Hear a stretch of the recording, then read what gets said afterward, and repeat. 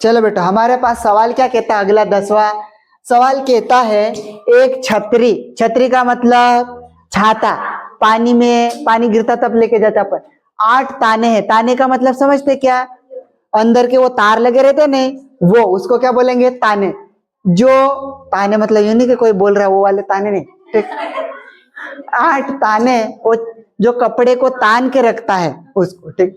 8 ताने हैं जो बराबर दूरी पर लगे हैं, ठीक है। देखो ये सब बराबर दूरी पे लगे, ठीक है, दूरी पर लगे हुए हैं। देखिए संलग्न आकृति, ये डायग्राम पहले से ही पेपर में बना के देगा, ठीक है।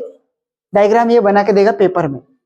छतरी को 45 सेंटीमीटर त्रिज्या वाला एक सपाट वृत्त बनाते हैं। तो ये हमने छतरी का ऊपर जो सपाट त्रिज्या बनाएगा ना, वो ऊपर का जो कवर वाला बना रहेगा, तो सर्कल जैसा दिखेगा नहीं दिखेगा, दिखेगा, तो ये बनेगा ऐसा, ठीक है। 45 सेंटीमीटर त्रिज्या वाला एक सपाट वृत्त बनाते हुए इसकी 2 क्रमागत तनों के बीच, ठीक है, इसके जैसे हम बोलेंगे 1 2 3 4 5 6 7 8 है क्या, ये 8 ताने।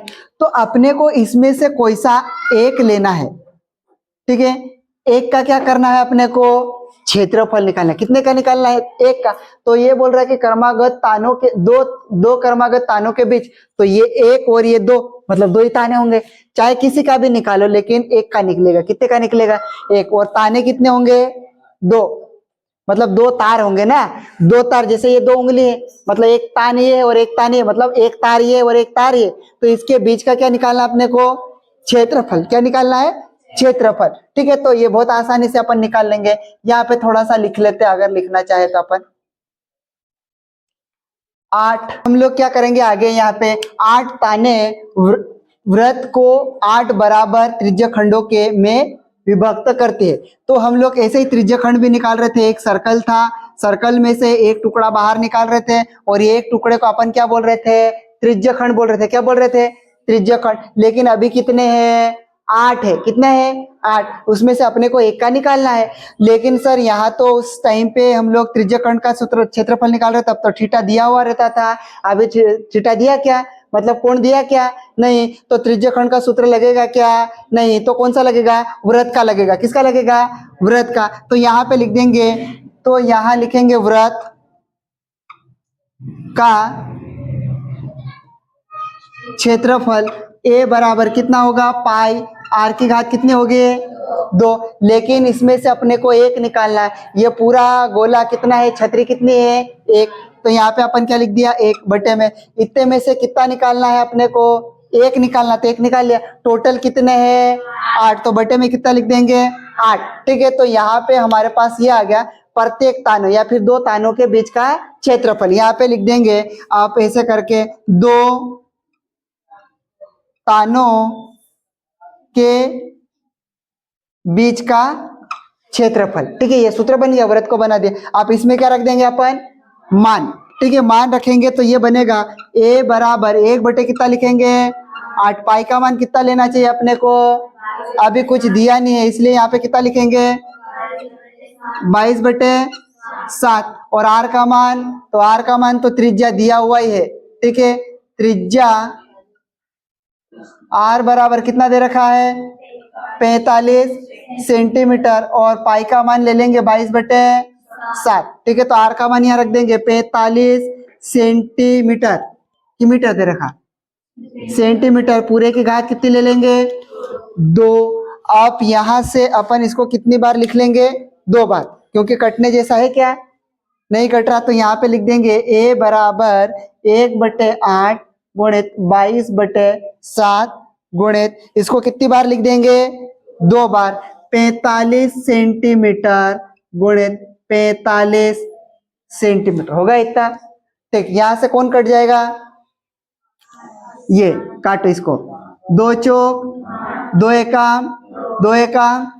क्या और कुछ कट रहा है क्या, कौन कट रहा, 7 के पहाड़े में 45 आता, नहीं। ये 2 से भी नहीं कटेगा, तो इसको ऐसे रहने देते। a बराबर ऊपर ऊपर गुणा करेंगे, 1 का गुणा 11 में क्या कितना आएगा बेटो, 11।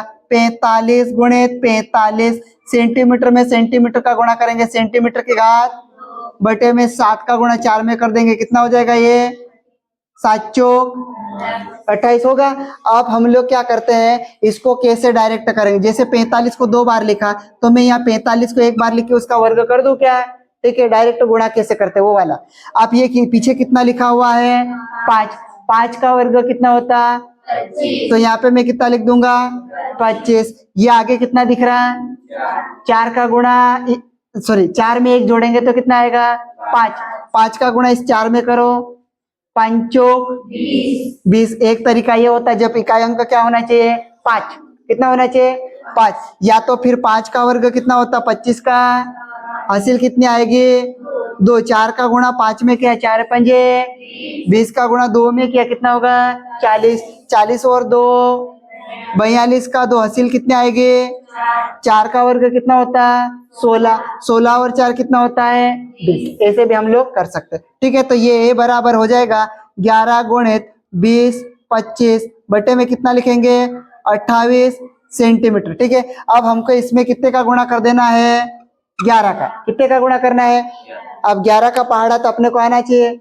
11 5 55 का कितना लिखेंगे, हासिल कितने आएंगे 5, ठीक है। 11 दूना 22 और 5 27 का, हासिल कितने आएंगे 2, 11 का गुणा 2 में, सॉरी 0 में करा कितना आएगा 0 और 2 2, ठीक। फिर 11 दूना 22 का पूरा 22 लिख देंगे तो ए बराबर ये हो जाएगा 22, मतलब 22,275 बटे कितना लिखेंगे सेंटीमीटर के घात,